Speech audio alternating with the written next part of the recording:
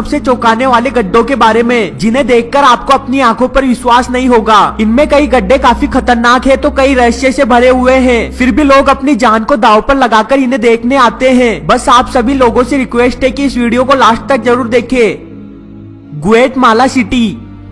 साल 2007 में लोगों को कुछ अजीब आवाजें आने लगी, लेकिन उन्हें ये पता नहीं चल पा रहा था कि ये आवाज आ कहां से रही है। जब कुछ दिन बाद सिटी के बीच में एक बड़ा सा गड्ढा निकल आया, तब जाकर लोग समझ पाए कि आखिर ये आवाज आ कहां से रही थी। इतने बड़े गड्ढे के अचानक से निकल जाने के कारण इसमें गिरने से 2 लोगों की मौत हो गई थी और हजारों लोगों के घर खाली करवा दिए गए थे, क्योंकि उन्हें डर था कि कहीं ये गड्ढा और ना फैल जाए। अब तक लोगों को ये पता नहीं चल पाया कि आखिर ये गड्ढा बना कैसे। वहीं कुछ लोगों का मानना था कि इस गड्ढे से कोई शैतान बाहर निकलने की कोशिश कर रहा था।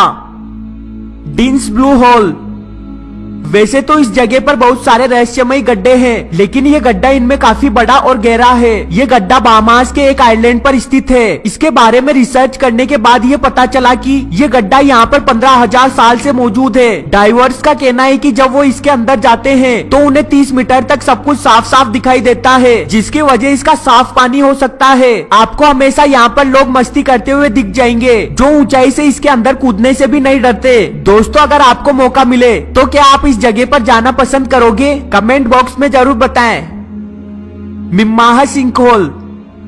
ओनाम में जब इस गड्ढे को खोजा गया तो लोग इसे देखकर चौंक गए, क्योंकि इसका कलर नीला और इसका पानी एकदम साफ था। इसके बाद तो लोगों की भीड़ यहाँ पर रोज पहुँचने लगी। कुछ लोग इस चमत्कार को देखने आते हैं, वहीं कुछ युवा लड़के यहाँ पर एंजॉय करने आ जाते हैं। इसे दुनिया का सबसे सुंदर गड्ढा भी कहा जाता है, जिसकी वजह से इसमें तैरने के लिए दुनिया भर से लोग आ जाते हैं। सारीनामा।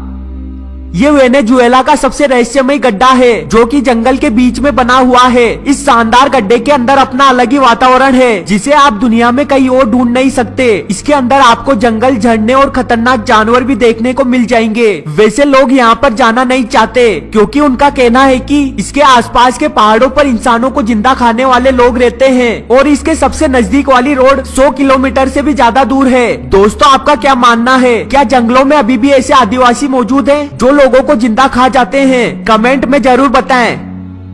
Door to Hell. जब इस जगह को पास ही रहने वाले गांव के लोगों ने खोजा, तब इसमें आग नहीं लगी हुई थी, लेकिन वैज्ञानिकों ने यहाँ पे मौजूद मीथेन गैस को खत्म करने के लिए इसमें आग लगा दी और फिर ये आग कभी बुझी